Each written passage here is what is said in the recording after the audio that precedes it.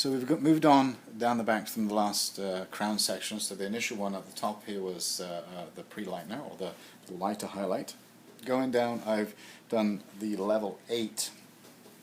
So this part of the head here is primarily the level 8G, flowing from that first section here, so they'll blend in with each other, so not too light. Although what I have done is a very fine section just here, so on the tips of it there will be a little bit of a highlighted color, so again it'll join in with the highlight through this area, because I want to push this forward a little bit.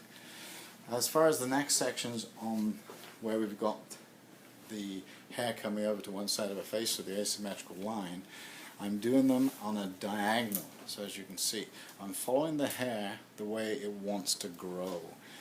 So the hair from here is growing out down this way and then forming the curl.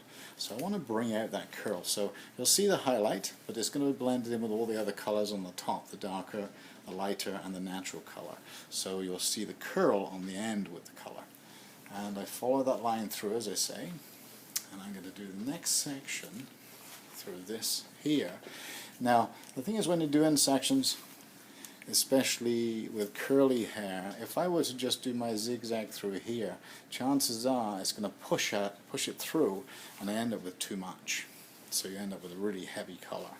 So I'd always lift it up and take my zigzag section while holding it. That way it gives me a lot more control.